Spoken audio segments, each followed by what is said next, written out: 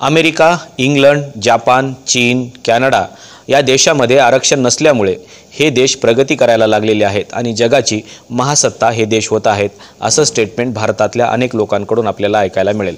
अर्थातच हे स्टेटमेंट आपल्याला अज्ञानपणाचं वाटू शकतं आणि ते खरंही आहे।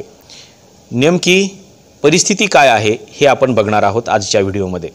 आजच्या व्हिडिओमध्ये आपण इंग्लंडमध्ये नेमकं डॉक्टर बाबासाहेब आंबेडकरांच्या नावाने काय सुरू आहे हे या व्हिडिओच्या माध्यमातून जाणून घेणार आहोत। आपल्याला माहिती आहे की भारतामध्ये जे शोषित वंचित पीडित लोक होते किंवा ज्यांच्यासोबत डिस्क्रिमिनेशन होत होतं अशा लोकांना डॉक्टर बाबासाहेब आंबेडकरांनी आरक्षणाच्या प्रवाहामध्ये आणलं आणि आरक्षणाच्या प्रवाहामध्ये आणून त्यांना सामाजिक समतेच्या पातळीवरती आणण्यासाठी आरक्षण हा एकमेव पर्याय आहे असं त्यांनी स्पष्टपणाने सांगितलं। आता डॉक्टर बाबासाहेब आंबेडकरांनी भारतातल्या लोकांना आरक्षण हा पर्याय दिला। हा पर्याय इंग्लंडमधल्या लोकांसाठी आहे का, हा आपला खरा मुद्दा आहे। इंग्लंडमध्ये 2007 मध्ये डॉक्टर बाबासाहेब आंबेडकरांच्या नावाने एक कायदा करण्यात आला आणि या कायद्याला नाव देण्यात आलं द आंबेडकर प्रिन्सिपल्स। आपल्याला आश्चर्य वाटेल की डॉक्टर बाबासाहेब आंबेडकरांच्या नावाने इंग्लंडमध्ये कसा काय कायदा होऊ शकतो। तर तिथं एक नेटवर्क आहे, त्या नेटवर्कचं नाव आहे दलित सॉलिडॅरिटी नेटवर्क। या नेटवर्कच्या माध्यमातून इंग्लंडमध्ये अशी मागणी करण्यात आलेली होती की इंग्लंडमध्ये असलेल्या मल्टीनॅशनल कंपन्यांमध्ये शोषित वंचित पीडित अर्थातच दलित असलेल्या लोकांना राखीव जागा देण्यात याव्यात, अर्थातच आरक्षण देण्यात यावं अशी मागणी या नेटवर्कच्या माध्यमातून करण्यात आलेली होती। ही मागणी तिथल्या संसदेपर्यंत पोहोचली। संसदेतल्या एका सदस्याने ही मागणी संसदेमध्ये लावून धरली आणि त्यांनी याच्यासाठी एक विशेष कायदा करण्याची मागणी देखील केली। 2007 मध्ये इंग्लंडच्या पार्लमेंटमध्ये या कायद्यावरती मोठ्या प्रमाणामध्ये चर्चाही झाली आणि चर्चेअंती असं ठरवण्यात आलं की खरोखरच मल्टीनॅशनल कंपन्यांमध्ये या समूहाला सामावून घेण्याची आता गरज आलेली आहे आणि म्हणूनच त्यांनी थेट खाजगी क्षेत्रामध्येच अशा प्रकारच्या आरक्षणाची मागणी केली आणि तिथे आरक्षण लागूही केलं। पण हा कायदा करत असताना 2007 मध्ये इंग्लंडच्या पार्लमेंटने जो काही हा कायदा केलेला आहे या कायद्याला त्यांनी नाव दिलेलं आहे द आंबेडकर प्रिन्सिपल्स। आंबेडकर प्रिन्सिपल्सच्या माध्यमातून त्यांनी एक नियमावली तयार केलेली आहे, काही प्रिन्सिपल्स ठरवलेले आहेत आणि हे प्रिन्सिपल्स तिथल्या मल्टीनॅशनल कंपन्यांना लागू केलेले आहेत। याच्यामध्ये नेमकं काय तरतूद करण्यात आलेली आहे तर याच्यामध्ये तिथला जो काही शोषित वंचित समूह आहे ज्यांच्यासोबत डिस्क्रिमिनेशन झालेलं आहे किंवा तिथला जो आदिवासी समुदाय आहे त्यांना मल्टीनॅशनल कंपन्यांमध्येच नोकऱ्या देण्याचं तत्त्व या प्रिन्सिपल्समध्ये सांगितलेलं आहे।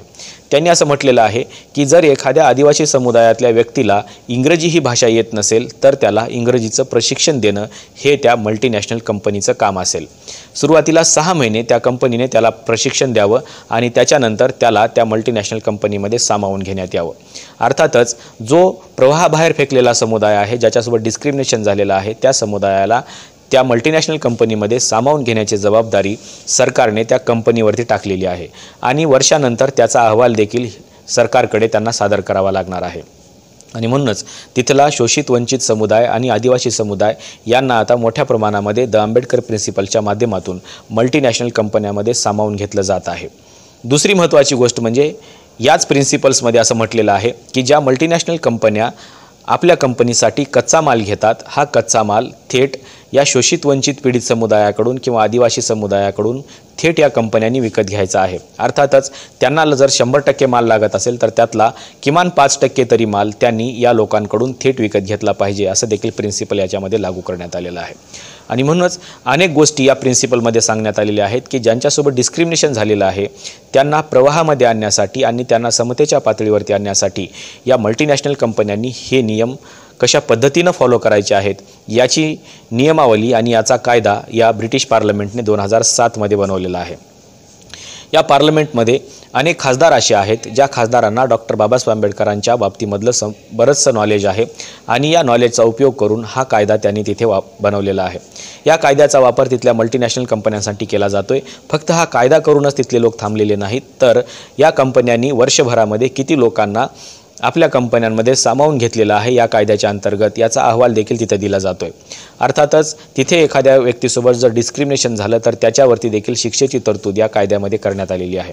जर एखाद्या कंपनीने तिथल्या लोकांना सामावून नाही घेतलं असा अहवाल जर आला तर त्या कंपनीला सरकारकडून मिळणारं प्रोटेक्शन बंद केलं जाईल अशा प्रकारची तरतूद देखील या कायद्यामध्ये करण्यात आलेली आहे।